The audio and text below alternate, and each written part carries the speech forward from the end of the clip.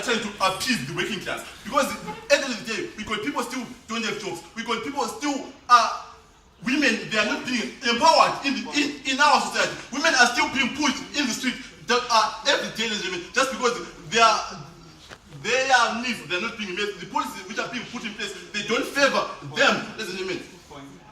And ladies and gentlemen, I've talked about this thing.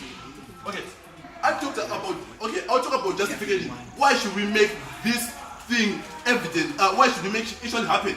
Okay, we are saying that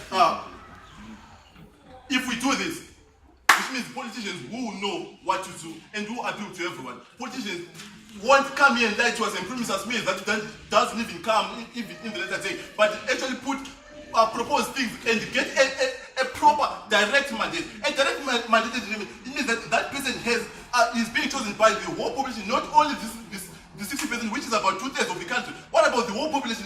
We are saying that by so doing, even the UN actually emphasizes this, that actually it is proper to actually put compulsory voting so that everyone actually participates into elections. And how does this solve the problem? This means that we are talking about legitimacy. We are talking about every policy being implemented rightly, the right way, favoring everyone, not those who got the money, not those who are poor only, ladies and gentlemen. So this solves the problem. With this, I raise my case.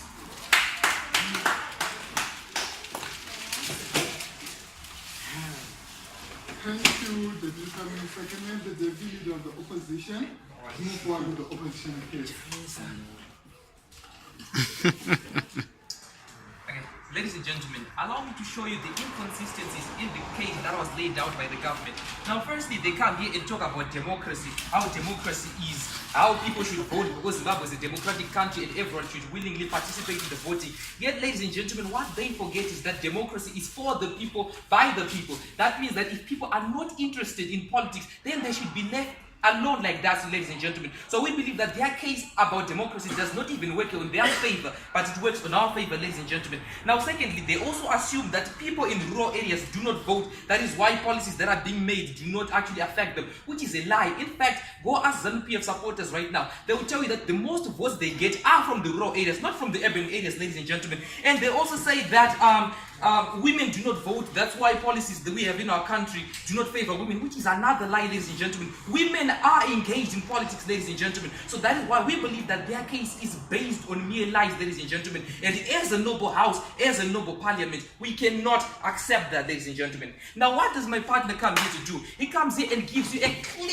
clear-cut case, ladies and gentlemen, on why their policy impedes on many basic rights. Now, ladies and gentlemen, this is a scenario that we have: the right to vote versus a whole bunch of other rights. And you be humble, sit down, sir. Now, this is the case that we have: a bunch of one right, which is a right to vote, versus a hodgepodge of other rights. Which rights, you may ask? Well, the freedom of choice, the freedom of conscience, the freedom of religion, ladies and gentlemen, they are all being impeded by their right, ladies and gentlemen. So what we have is a bunch of rights versus one right, ladies and gentlemen. And as a government, we have to choose the best policy possible, a policy that does not neglect many rights of the people. And that's why, ladies and gentlemen, we believe that their case is inferior. Yes, sir?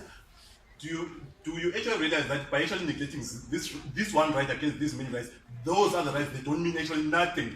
Thank you very much, sir. Now you can sit down. Now we are going to show you, ladies and gentlemen, why their case, even that belief that those rights do not actually mean anything, is a lie, ladies and gentlemen. But I was going to get that. So let me start by laying out my case first. Now, ladies and gentlemen, you have to know that in our Zimbabwean context, not everyone is interested in politics, ladies and gentlemen. So are you going to force everyone to vote, ladies and gentlemen, when they do not even know what is best for them, when they do not even know what ZANU-PF or MDC or what other parties stand for, ladies and gentlemen? We cannot create such a scenario, ladies and gentlemen. Not everyone is interested in politics, so we should not force people to do what they are not interested in. We are a government, ladies and gentlemen, and we have to promote the interests of the people. And then secondly, we do not see any solid problem with the status quo. Brian, I've taken enough from you. You can sit down and stop making noise, please. We don't see any genuine problem, ladies and gentlemen, with our current setup, ladies and gentlemen. Because in the end, they assume that 60% are voting, 40% are not voting. And the policies that are being made do not promote the interest of the 40%, which is a lie, ladies and gentlemen. Women are voting. People from the rural areas are voting. Yet policies are not on their side, ladies and gentlemen. So what do we see from that? We see that their policy is not real at all, ladies and gentlemen.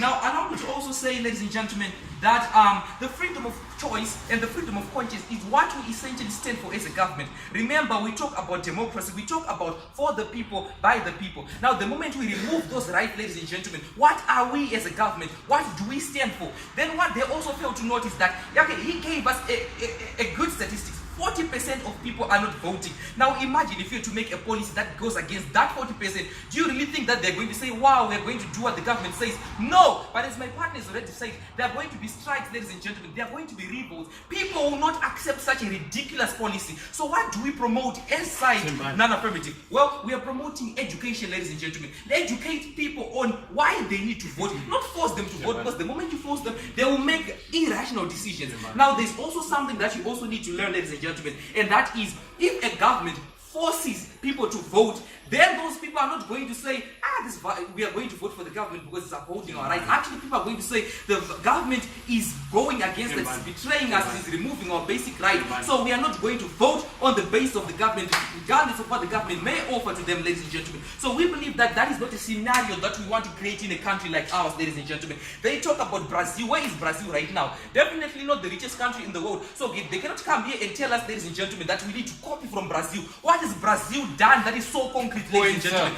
Out of order, sir. So what we see, ladies and gentlemen, is we do not even have to listen to all that they are saying. Now, ladies and gentlemen, what about a scenario where all political parties involved do not promote whatever interest you stand for, ladies and gentlemen? Do you just go about and say, I'm just going to vote for ZANU-PF anyway because I'm supposed to? Yet you see that all political parties do not satisfy what you want. No, ladies and gentlemen, that is unfair. That is not what the government stands for. So we believe, ladies and gentlemen, that the policy that the government is proposing is unfair, it is retrogressive, and it is against humanity. With that said, I thank you.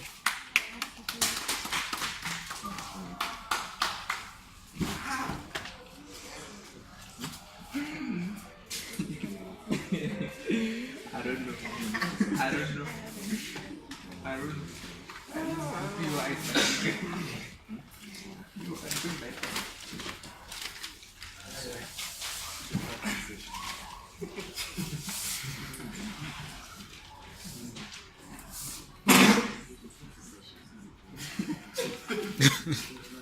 Thank you very much, Deputy Leader, for closing the opening half of the debate. So can we have the member of government to... Can we have the member of government to move forward with the case? Democracy, a word that has been misunderstood by all the participants in the opening half of the debate. We, as the closing government, understand democracy as the full representation of the people, and we will submit a policy that stands for the full representation of the people. We believe that voting should be made compulsory for all citizens, in our case of Zimbabwe, citizens of Zimbabwe and the so-called aliens. We believe that full representation of the people will be achieved by introducing a none of the above vote, because we believe that the 40% that is not voting, as mentioned by the opening government, is because that the candidates that are available, the candidates that are listed as the candidates to vote for, do not represent the people, are not the people that the majority wants to vote for. So why not introduce the none of the above vote? Not NDC, not ZANU-PF, but none of the above, to get a full representation of the people, because that is what we believe, that is what we stand for. Sit down, let me extend my policy. We believe that this none of the above vote will get a full representation of the people, because the majority is not voting, not because they are women, not because they're in the rural areas, but just because they do not believe in the policies of the parties and the candidates that are there. Now this will allow for a coalition government by splitting the votes and not allowing one party to get most of the votes, but some of the votes getting to the none of the above candidates, to split the house so that there is a coalition government that will try to achieve policies from both parties. Take down, sir. Stand up. I will take your point. Actually, sir, I didn't ask for a point right now, so you can take them. Ma'am. Hold on to that point. Now, we agree that full representation is the way to go. Full representation is what our policy our policy is. Now, this will, yes, accepted.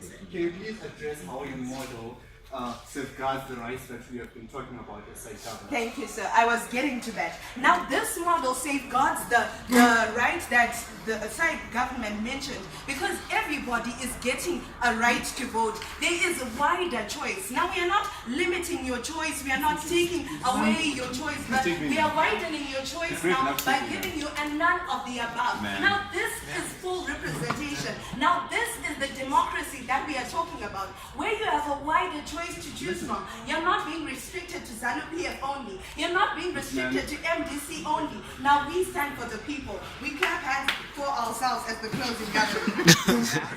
As the leader of opposition mentioned that there are some religious sects that are not interested in politics. Now with every right comes a responsibility. You have the right to vote. It is your responsibility to vote. Not vote, we are not forcing you, we are not constricting you, no militia, no black boots as was mentioned, but we are giving you an option to vote for none of the above candidates. Point of information, ma'am. To continue, the deputy leader of opposition mentioned that some people may not know what MDC is about, some people may not know what ZANU-PF is about. Now our policy is going to be regulated by the Zimbabwe electoral commissions and in other countries, electoral commissions that are in charge to be able to regulate and make sure that there is no violence, to make sure that people are not being forced to vote for ZANU-PF, not being forced to vote for a certain party, but they can exercise their right to choice, they can exercise their right to freedom. So this will be fully regulated, this policy will be fully regulated, and people can enjoy their rights and freedoms. I will now take you, sir. Okay, sir. Ma'am, so if you feel that the none of the above vote is effective and people actually opt for that, what then legitimizes you to make it compulsory in the first place? If there's none of the above vote, why not just add that and not make it compulsory? If you were listening, sir, you would have heard that we are making it compulsory because those who are not voting are not represented by the candidates that are already there. So this is why we are making it compulsory and introducing the none of the above vote, because those who have not been voting do not believe in the candidates that would have already been there. So with this, we rest our case.